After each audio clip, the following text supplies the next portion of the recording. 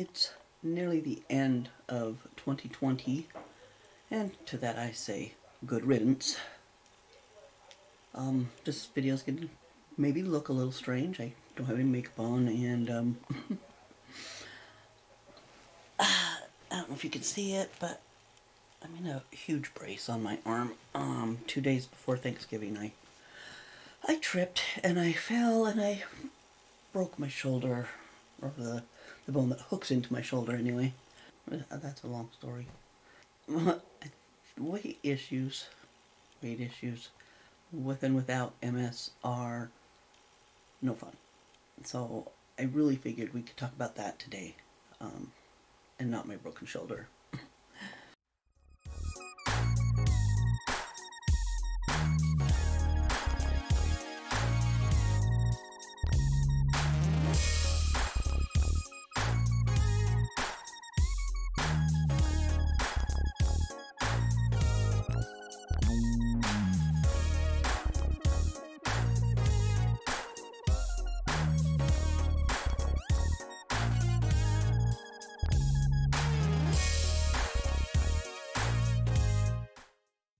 Hi there.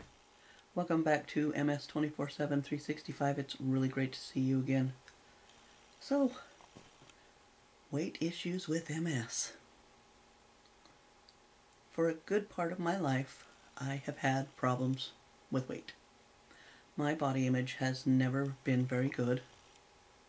When I was a teenager and a young adult, I suffered with anorexia. The image when I looked in the mirror was of a much larger person than I was, and I realize now that part of that comes from being like the runt in my family. I was always the smallest.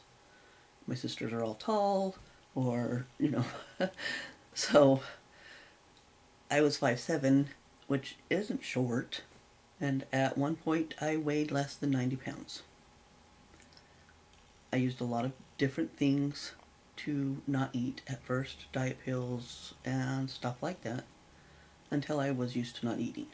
To the point that even now, once in a while, my throat will close off to keep me from swallowing things.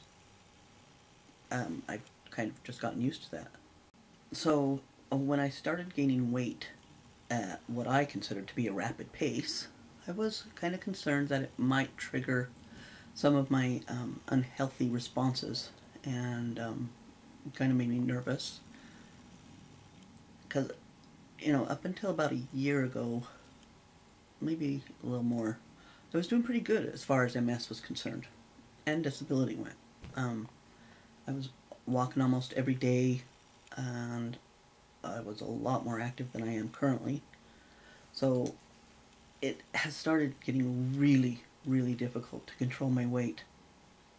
The weight gain has triggered my asthma, where I used to only use my inhaler seldom.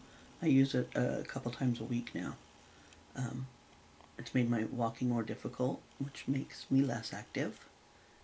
It's just like a horrible circle, and it's getting more and more impossible to get out of it.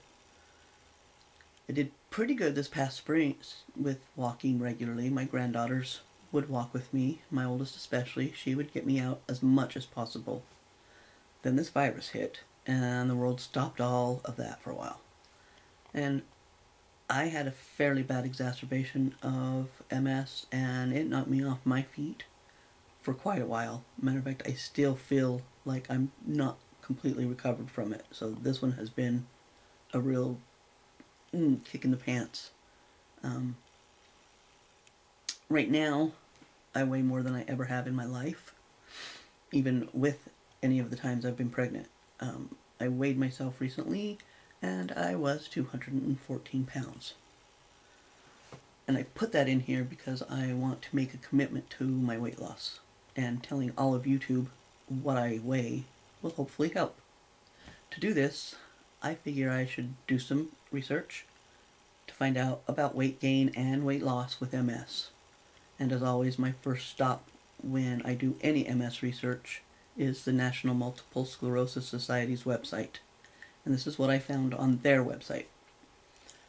First off, I have to remember that fatigue And some of my medications and depression can cause you to gain weight. And while those aren't really my fault, they make it more difficult to take control of your weight. And it's really important to find ways, other ways that I can do that. One of the first things you, and by you, I really mean me, have to look at is diet. And that's not saying going on a diet. I'm saying to look at how, when, and what you eat. And look at it honestly. Do maybe that most obnoxious thing and keep a food diary, not for a long time, 3 days, will show you your food patterns. A diary is a great tool to get real. You have to write or log everything you eat, either in an app, on a piece of paper, or in your bullet journal, or even just on a document in your computer. Exactly what you ate, when you ate it, precisely how much of it you ate, and then the best. And by best, I mean not best thing. What emotional state you were in, and be honest. Were you bored and so you watched Netflix with a bag of chips? Were you angry and took it out on some pizza and brownies? Be honest with yourself. Nobody else is going to see it anyway, so you can be honest with yourself. If you are eating a peanut butter sandwich or two every day at 2 a.m., what's really going on? So yes, while food diaries suck, they are extremely helpful when it comes to eating in a healthier way. We've all seen the statistics about how the diet of the United States is off the hook. Our portions are too large, we thrive on fried foods, and love us some drive-through takeout fast food. And I'm sorry, baseball, but overeating is actually the national pastime. The National Multiple Sclerosis Society website says overeating can increase MS symptoms or health conditions such as fatigue, pressure sores, negative self-image, stress on joints, demand on heart and lung, and risk of other illnesses. There's been a lot of talk about how different diets can help or not help with multiple sclerosis, and a lot of that information can be found on the NMSS website. They do have this to say: there is evidence that a diet low in saturated fats and supplemented by omega-3 from fatty fish, cod liver oil, or flaxseed oil, and omega-6 fatty acid from sunflower or safflower seed oil, and possibly even evening primrose oil, may have some benefit for people with MS. There is also a recent research review paper by Pavan Bhargava, MD, that provides information on some of the most popular special diets, and I'll put a link for that somewhere up here. I think it's over here, but it might be over there. But that being said, you should talk to your doctor and find the most beneficial option for you. I'm not a nutritionist or a neurologist by trade, so I'm not going to get into any of that.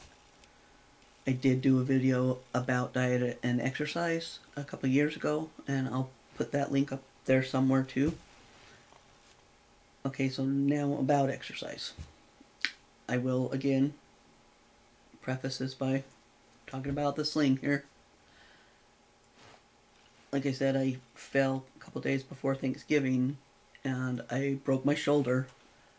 So lucky me, I'm looking at like 12 weeks at least of recovery from it. So while I had originally intended for this to be a kickoff for an exercise and healthy diet plan, the exercise portion will probably be minimal, but I can still discuss the beneficial exercises for my MS. And like we're always told, it's best to discuss any new diet or exercise program with your doctor before you begin it. I know for me, I prefer yoga. So as soon as I'm better, I plan to try to get a 20-minute yoga routine in every day or every other day. And on nice days, take a walk, which my dog will like that, even if it's just a short one. Or use a stationary bike if the weather isn't nice or I just don't feel like going outside. I'll also throw some crunches in there a couple times a week because they also work.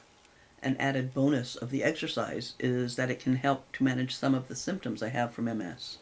Some things exercise can help are your strength, bladder and bowel function, fatigue, mood, and cognitive functions. Besides the cardiovascular fitness, bone density, and flexibility it brings as well. Face it, exercise is simply good for you, whether you have MS or not. Make sure you tailor your exercise to suit your needs and your abilities. If you can't stand or having a bad day, legs are uncooperative today, find exercise plans that are adaptable. There are even a whole series of seated workouts. Also, that annoying housework and cooking, that is exercise. And if you have this option available, exercise in water. It is super fun and it's really helpful if you have limited mobility or weakness. So there we go. That is my plan for the end of this year and to carry me into 2021. Hopefully it gets less chaotic around here, and by around here I mean this entire world. Thank you so much. I appreciate your sharing your time with me. Thanks for hanging out with me. Hopefully you learned something about MS and maybe a little something about me. If you like this video, hit the like button, and if you want to keep learning about MS with me, hit the subscribe button.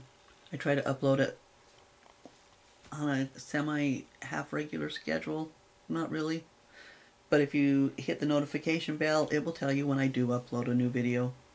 And remember, life doesn't stop just because you have to.